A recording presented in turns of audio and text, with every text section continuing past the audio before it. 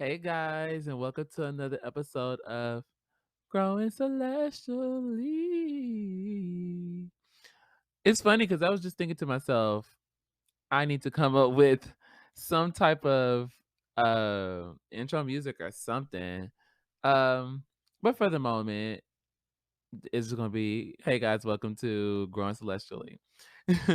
For today, though, I wanted to bring you guys more information about the zodiac. Most people really don't know that the zodiac has many layers beyond your individual sun sign, which is so easy to figure out. You literally just go search your birthday. A lot of people don't even know that. I'm so big into the zodiac, and I ask people, I'll be like, "What's your sun sign? Or what's your sign? What's your zodiac?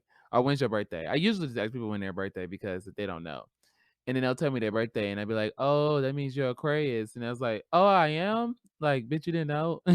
And then, I mean, for me, I know, so I know it sounds crazy to me, but I can understand how people don't get it because it's not really explained really well or talked about often. Uh, but it's such a great icebreaker, and also it's a really amazing tool.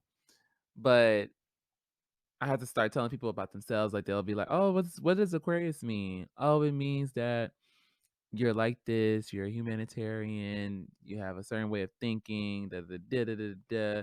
But then I have to explain to them that there's other parts of their chart, which we're getting into today. So the zodiac encompasses the entirety of our solar system and celestial bodies far away, like the constellations. Today, I'm going to spend some time, just unpacking all of that for y'all so y'all can know about these interesting things that I found, especially in these recent months when I've been doing a little bit more research. Now, the zodiac is divided into 12 segments known as houses. Each house is ruled by a different sign and exudes a different celestial energy. When planets visit a house, they energize that section of an individual's chart. This can be used to figure out which aspects of their life will be pulled into focus or be incredibly important. Like for me, I'll just give y'all a little hint of my chart. Um, I know that Pisces is my Venus. So how I love is very dreamy, is very wholehearted. I fall very easily. Uh I'm just very honest and like I just want a really genuine love. I like to be soft and tender in love and like I don't know. So and it's weird because I just thought that forever I just thought that I loved like that because that was my sun sign, but my sun sign doesn't really dictate exactly how I love. How I show my love is portrayed through my Venus, and just so happens my sun sign and my Venus are the same. So we'll get into more of that too.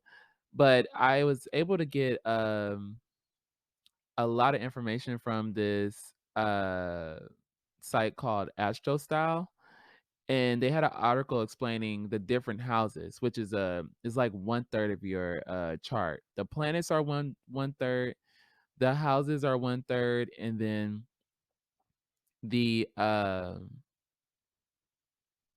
the placements are one third. It's kind of hard to. I'll As I talk more, I think it'll make more sense.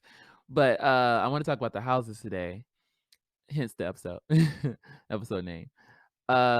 So the first house is ruled by Aries, and this house covers the first of life, first impressions, self, approve, improvement, uh, leadership, new starts and beginnings.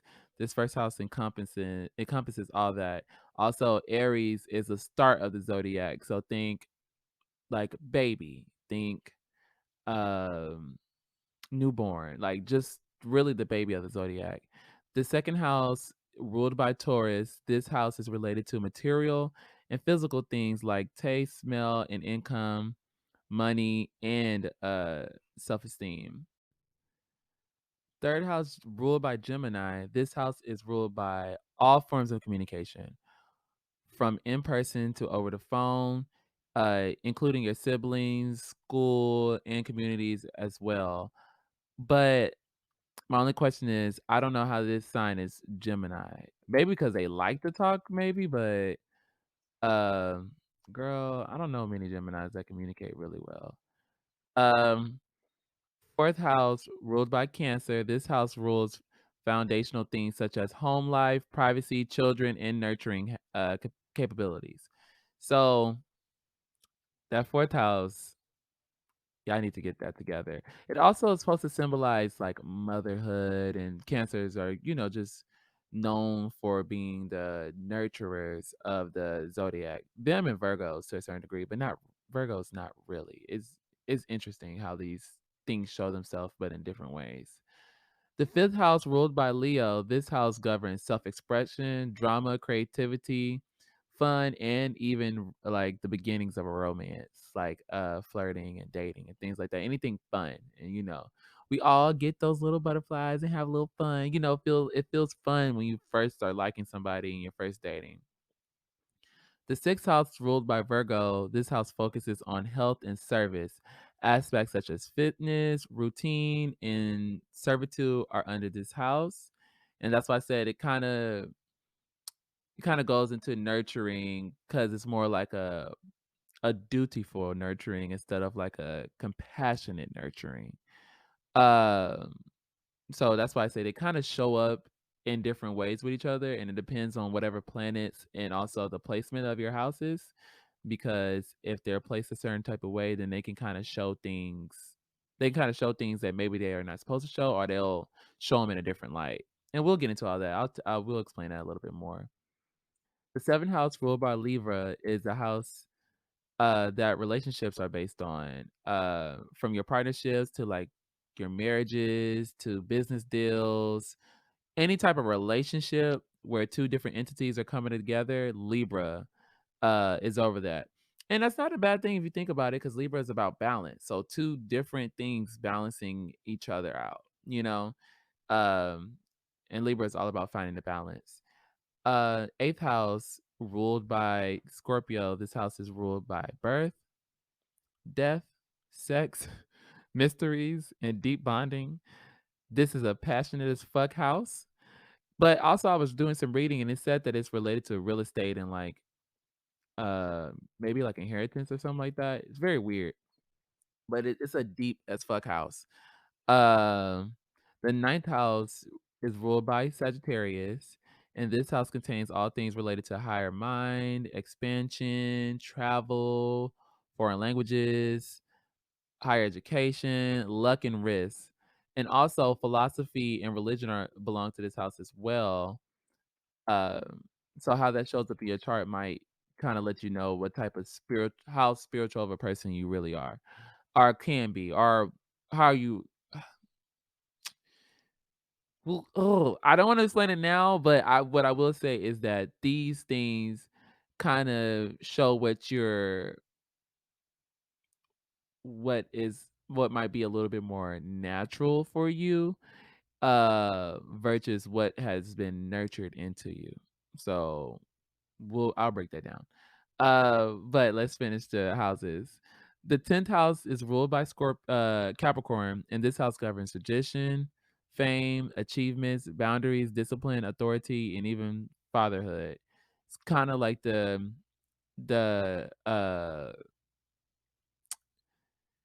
kind of like the other half of the Virgo one, where that one was it's the exact opposite actually of the sixth house, which is the motherhood one. So and then this one's the fatherhood, but it also is very similar to the Virgo one because it's an earth sign. Capricorns, Virgos, Taurus are earth signs. So it's a lot more stability type of things are put into those. The water signs are more emotional. So your Cancer, your Pisces, and your Scorpio. Uh, and then your Aquarius, your Libra, and your Gemini. Then it's hard to describe them. Kind of detached, I would say, in a way. Not like having the same experience that everybody else is having, but just more free in a way. Um, and then your fire signs, your Leo, your Aries, and your Sagittarius, they turn up. exactly what you think. Fire sign, feisty, sassy, rambunctious, just a lot of energy. Um, so let's get to 11th house. The 11th house ruled by Aquarius. This house is over friendship, uh, technology, electronic media, humanitarian efforts, and also this sign is really into sci-fi and futurism. Uh, any like futuristic ideal has a lot of like Aquarius energy because Aquarians are like side society builders in a way. The 12th house ruled by Pisces, my house, the best house. Just wanted to let you guys know. This final house governs endings. Oh, tying up loose ends, the afterlife, old age, and surrendering are all a part of this sign. See, I always forget that Pisces are very much the 12th house is very much about like the end of life, going into the afterlife, and should be dark sometimes on the 12th house. Not bad, but just like heavier, I guess, because it's you have to worry about tying up loose ends and things like that. But the house also has a duality to it because it also controls poetry, journals, in the subconscious mind. Um, which is why that the house is a very kind of like dual house, but that's Pisces. We have uh two two energies in us at all time, kind of in a way. It's the two fishes swimming around each other. So it's like, and in that way, it's kind of similar to like Libra, how two things are trying to balance itself out, but instead of it's two separate people, it's literally one person trying to balance both the duality of themselves into one. And I think I've always dealt with that. All right. So now that we've had this beautiful and kind of quick explanation of the houses of the zodiac, I think it's the right time to demonstrate how these houses kind of operate within someone's life. Our chart is really based on the placement of position of the different celestial bodies at the moment we were born. Instead of just a solar system snapshot, it's almost like a universal snapshot. And most of the constellations that are found in our chart, such as Pisces, Virgo, and whatever, Capricorn, are from distant stars and distant galaxies. Our chart helps us calculate the position of every one of them, and it also tells us the energetic pull that they will have on us.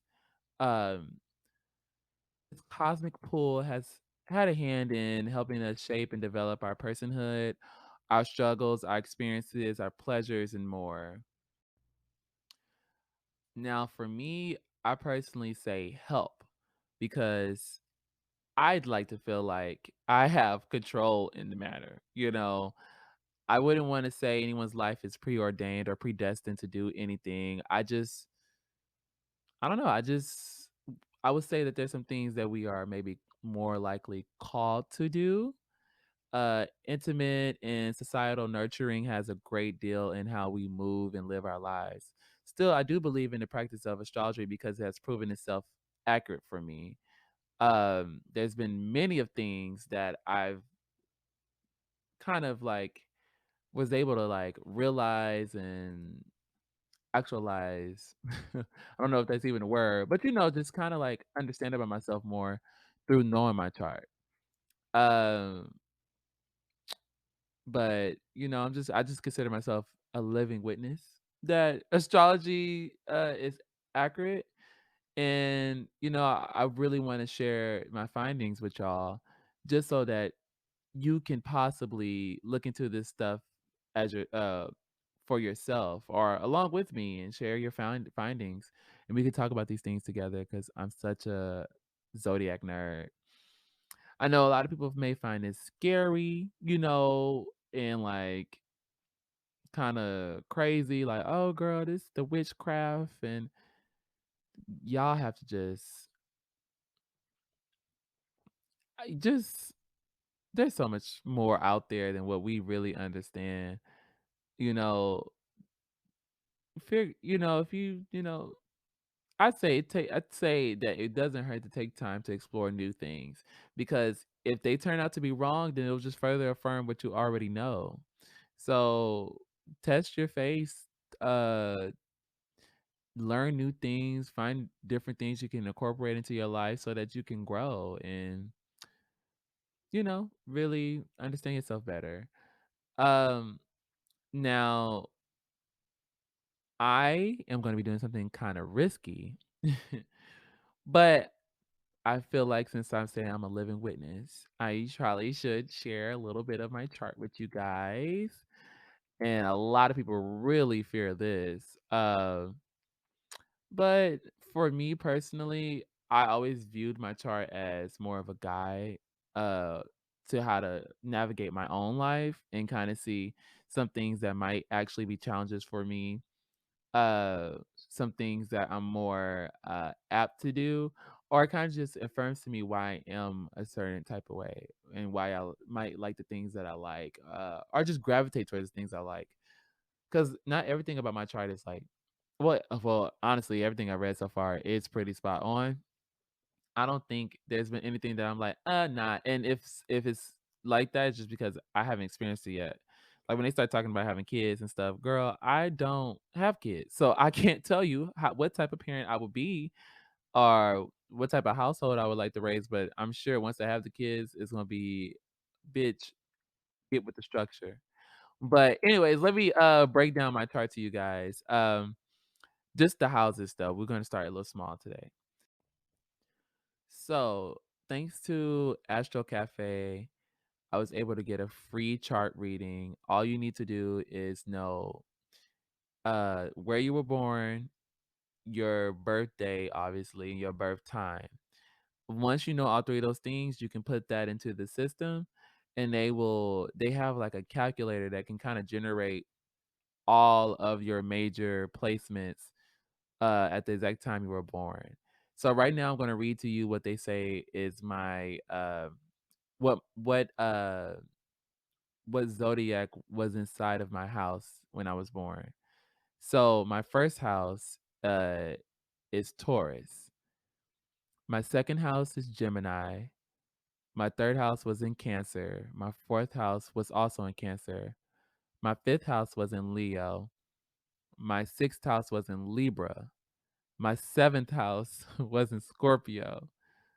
My eighth house was in Sagittarius. My ninth house was in Capricorn. My 10th house was also in Capricorn, and my 12th house, oh, my 11th house was Aquarius, and my 12th house was in Aries. So n- now, look, it'll be a long day if I sat here and broke down the entirety of my chart to y'all and what they say and how I would correlate to it. So I shared that because throughout the season and different episodes, we'll talk about it more. But I think something that really kind of stuck out to me was my 12th house. Just recently, I realized how real this shit is. So this is this is how it went. So my 12th house has an Aries placement. It means that Aries is in my 12th house, or if it makes more sense to say that uh my Aries in my 12th house.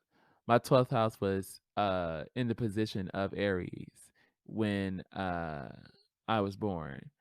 Um Aries in general are the babies of the zodiac, and they kick off the beginning of the zodiac cycle. Aries are said to be bold, irrational, impulsive as fuck. Executors though, they get shit done, but they're running towards all their goals, and they don't really process them as much because they're the babies of the zodiac. There's like, I want this, I'm gonna get this, I'm gonna work towards this, I got this, da da da da da da da. And that spontaneity and that self guidance really is what carries them through their life. If you're Aries sun, or you have Aries in different parts of your chart, you can see how that spontaneity, that self-guidance, that impulsive, irrational kind of things kind of show itself up. But this is where the conflict comes. And my chart does this a lot.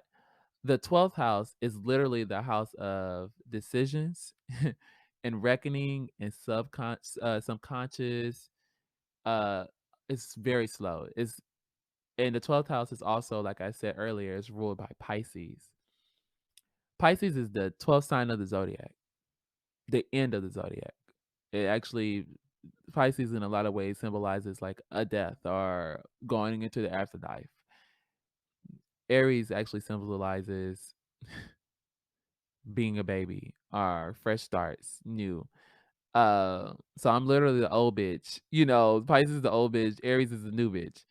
Uh, but so to have Aries in my 12th house is a very let's say interesting combination because a bitch literally walked into the dealership yesterday with no thought to buy a car, literally just going there to look at the car that I saw online. And then I walked out with a new set of keys, didn't really consult nobody at all, and then went around telling everybody, "Hey, I got a new car." And now I'm like, "Fuck, oh wow, I really got a new car."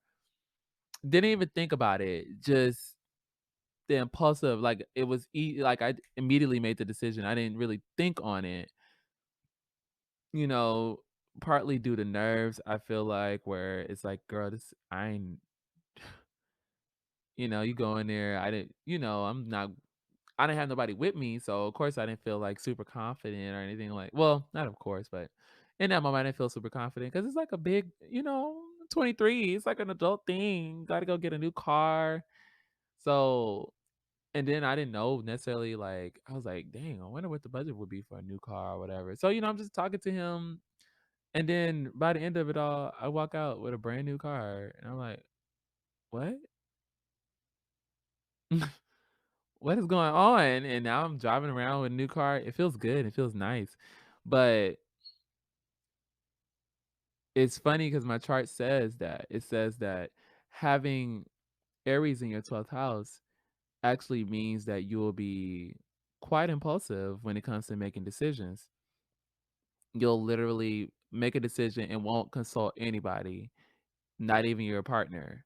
And I could see that. Even if I was married or whatever and I wanted to get a new car, I'm not asking you if I can get a new car. Nigga, it's my money. I'll get a new car if I want to. Like now other stuff I'm more sensible, like where we stay, you know, if and when we're gonna have kids, blase this and things like that. But things that just are pertaining mostly to me, I'm very much like, I just kind of like go and then I'll come talk about it later. So when I went to a family event last night and everybody was like, "You got a new car? Da, da, da." You soul moving silence. You moving silence. You ain't even tell nobody. You just got a new car. Da, da, da. And they playing it up like it's some big thing, girl. I was in there like, damn, I guess I got to get a new car. My other car broke down. And I don't know what to do at this point. So, and then just so happened, I ended up getting it that day. Um, but I don't. While I do like that I have that initiative when it comes to making decisions, you know, I was talking with my auntie, and I just felt like a lot of it just came from being really impulsive. And honestly, I want to make sure that I'm making the best decisions moving forward because there have been time where I made certain decisions just because I needed to make a decision or I got a little bit of information to say go. And that the shit kind of like backfired. Lately it hasn't. And I think it's because I'm just moving more in alignment. And I think once you start to steer yourself more in your alignment too, your quote unquote faults kind of end up benefiting you in a way. And I mean, I'm not saying that I need to just be spontaneous on everything I do, but I think having that level of being willing to be spontaneous kind of can put me in the right places at the right time to make the and if I'm moving in alignment, I might say yes to something that I was supposed to say yes to instead of taking too long on it and then taking the initiative to make this my baby and run with it and make it work, you know? Because when I decide on something, I'm headstrong as fuck and I'm going to see it through. So, or I'm going to try my hardest. It takes me forever to break away from a goal or something that I said I was going to do and started putting work towards. It takes me forever to say, well, I'm not going to do this anymore. I usually don't quit on things. And that's another part of my chart that talks about that. But I just found it's just little things like that about the zodiac that I find to be so interesting that kind of help you shape yourself, shape your life, um, to things that kind of affirm you. Like if you, I don't know, it is like if you're operating in a way that's kind of like if you basically like this. If you're wondering why things might not be going well for you or why you keep making these habitual mistakes or and things of that nature where you keep just doing the same shit over and over, I would say it doesn't hurt to look into your chart, see what your chart says could be triggering that for you. Why do you keep making these decisions? And then take that as a time to like be like, okay, I know what is the cause now, or I know where this kind of stems from energetically, uh, and now I can kind of put the work towards working on it. However, I will say that the zodiac is not 100% of everything you need to do. I think this is like a good tool or a guide, like I said, but all of us need to go to therapy. Now that's something I don't care what you believe in. Take your ass to therapy. Because it really be the people who say I don't need therapy who need it the most. Uh, we all have shit that we need to unpack and go through from our childhood, from the everyday life that we live. We all need ways to deal with stress and problems. And, we're not living in a perfect world, especially if you black, LGBT, um, not rich or privileged. Um, all those things add up. Those are all things that you have to deal with on a daily basis. You need somebody, a licensed professional to talk to about those things. And then, maybe get into reading at some point if you can. Read some books about like self growth and things of that nature. Growth comes in a lot of different ways, but I would say this is a fun, interesting way to do it because then you can talk about it with friends, kind of like look at yourself and be like, dang, I really do that. And then have like a cool, funny, interesting name or word to it to where you can be like, okay, girl, that's my Aries. I would let me work on that. That's my 12th house. Let me work on that. Just something interesting like that. All right. So now that you guys know a little bit more about the 12 houses, I wanted to give y'all a little bit more of bonus content just to kind of say sorry for this episode coming out a little later today. But I just want to let you guys see how a planet being in a particular house has a more almost like overt kind of influence on your life. Or how you perceive things, how you end up living, what ideals kind of like feel natural to you, and kind of how you modes of operation that you choose. And since we were talking about my 12th house, I also looked at my chart and I saw that I have Saturn in my 12th house. And Saturn is a very interesting planet. Um, it represents authority, discipline, hard work, labor, and commitment. Um, it also deals with certain insecurities too. So this is a very interesting planet to have in your 12th house, and I'm about to explain to you guys how. Saturn in the 12th house, they like quiet and solitude above everything. I don't think, well, as people know me, like my friends know me, people know me, but I think because I'm loud when I'm with other people and I'm rambunctious, I don't know how to, they always say I'm always making noise and things like that. When I'm by myself, I enjoy silence. I enjoy the quiet. I enjoy very chill. Like being at home is like when I get to recharge from the world because the world kind of like energizes me to be more loud or more communicative and energetic and things like that. But when I'm at home, I literally turn off. I'm a totally different type of person. I'm just very much more chill. I don't like to entertain. I really don't even like to talk too much. I just like to relax. I like talking to people outside of my home usually. Um they seek work or can work alone, just like I just said, without being bothered. They are too easily distracted or bothered by chatting and outside noises, very much so. I be in the middle of trying to get some shit done, and next thing you know, one of my friends will call me, and then we'll be on the phone for a few hours talking. I'm like, okay, like, did we have to talk? Like, did you have to call me right now? Also, it's just like, oh, but then I don't hate it entirely because we end up talking for hours, and like I get distracted by it because it's just like I like the energy, but I also know that to get certain shit done, I do need to be alone, and I do need to kind of recharge because I give a lot. I don't think I think I'm probably an omnivert or even an introvert that just was really good at being extroverted, one of the two.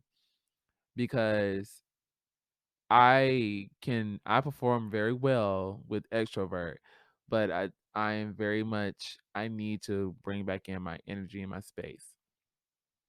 And I think I as I get older, I'm starting to establish that boundary more too because when I was younger, I think I was such a people pleaser that I would always like, make people laugh and enjoy, and I want to see people smile and all this other stuff. But now I'm like, I'll do it, but at a certain point, I'm done. I don't like, and I don't let any expectation of people making me think that I'm supposed to act like that with them every time. Girl, I'll give you dry energy and keep going. I don't feel like it today. Um, but yeah, so that right there is already. I just if you're hearing these things, it already identified with it on just that small little part. Also, it says that my Saturn is also in Aries, which I think makes sense because if it's in a certain house, if it's in the same house and the house was in Aries at that point, then and my Saturn's in the 12th house, then it makes sense that it would be Aries as well. Um, and it says for my Saturn being in Aries, it says you're self-conscious, uh, and that can be a big problem. You must learn to develop confidence. Is bothered by a me first attitude in others, but must learn that me first is sometimes necessary in moderation. Woo! Boy, when I fucking tell you this wait now, see the planets, the houses hit, but the houses hit, but it's more of a subtle hit because it's like you don't realize it until you look back and you're like, oh damn, that's the house. But when you read your planet placement, very much. I am a very self-conscious person. Like I'm always thinking about, okay, like, did I do this right? Did I do that right? Like I'm over analytical and making sure that I'm performing well. And they say I have to develop self-confidence, but and I think I've done a good job in my older years now being more self-confident. I'm still like in my head a lot. I stay in my head. Me in my head. That's where I live. Like I spent all of my time there. Yes, reality is cool, but I spend so much time up here, it's ridiculous.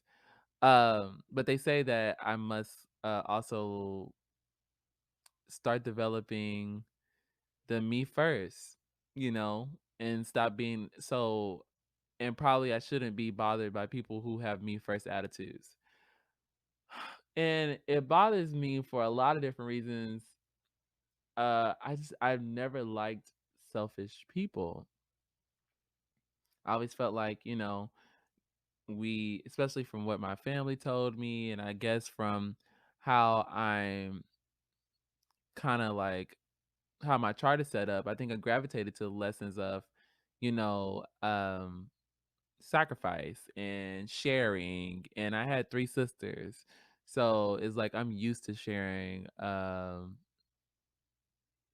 lot of things. Like most of my life I didn't have my own room, you know? So I, for people to, walk around with the me first type attitude really does bother me because I'm like, bitch, it don't have to be you first. Like, girl, and I see that in men a lot because men, the more privileged you are, the more likely you are to feel entitled to certain shit. You don't realize that, no, you don't have to have a room by yourself. You were lucky to have a room by yourself, but there's many families that don't, the kids can't have their own room because they don't have enough money to do that. Or just different things like that. So, but when you are so when you're just raised a certain type of way with certain privileges, you just don't recognize that. But for me, it always bothered me with people with very me first attitudes. Now, if I wasn't born in the circumstances that I was in, like if I wasn't taught by my family to share as much as they did tell us, I don't know if I would necessarily be so beholden to it as I am now. Uh, and I'm growing past it too. I do notice that I have to put myself first, and I've been working towards that. Like I just told y'all, when I walk in and or when I'm dealing in life, and people want me to perform a certain type of way, I give them a certain type of energy. If I don't got it, I don't force it. I just don't. I can't. And pretty soon, it's gonna be me really having that energy because it's gonna be crucial that I execute shit. So if people want my time, I'm gonna have to put them on time limits. I'll let them know, hey, I'm so sorry. I got to take care of me first. How should I want to execute? How should I want to get to? And unfortunately, at the moment, this family event isn't it, or this friend event I can't make it to, or whatever. I have to focus on these things at the moment. Um, but if I wasn't raised in the family that I was, I don't know if I would even care about that. Or maybe it would have naturally developed in me over time when I've experienced people who were me first. And I was like, oh, that's nasty. And I never want to be like that. So you just never know. I don't know what the true influence is. But like I said, it's interesting to point that out to myself in my chart. And, putting myself first is something that I struggle with. But now that I see that, I'm gonna be reminded every time I say yes to somebody that, bitch, your chart said that you always do this shit, and maybe this was a time you could have put yourself first, and it wasn't necessary for you to say yes. So again, you see how all that connected together, and how that like taught me something just in this one moment. Looking over that with you guys, um, it's just amazing.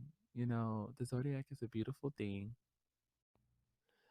Whew, I hope you guys learned something. That was me just, I don't know, it's the first episode talking about the zodiac. It's something that I really love, and I think it's a really great guide to kind of navigating our lives with some type of like, I don't know, it feels celestial. It feels like the higher power's hand is in it some type of way. It's like I'm tapping into some level of magic for me personally. And again, while I don't use it to tell me what my everyday life is or what I should and shouldn't do, I just use it as a guide to kind of point me in a direction of things that I might want to give a little bit more focus or a little bit more attention or a little bit more understanding on why things are this way for me and why I might feel this way. But I hope you guys found something in this. You learned something. I hope you also go and find out what your chart says just for the hell of it. I'll be posting the link to both of the sites that I got most of the information from. And like I said, all you gotta know is your birthday, your birth time, and where you were born. All three of those things come together and they can give you your entire chart. But let me know how you enjoyed the episode. And also, if you found out any cool information, you can always share it with me either in the comment section or Instagram me or whatever. Whichever way you can contact me. Let me know how you feel right into the show through the email. I want to hear. I want to see what you guys got. I would love to talk about the zodiac with you. And y'all have a blessed night. Oh, see y'all next week because y'all getting another bonus episode. Bye.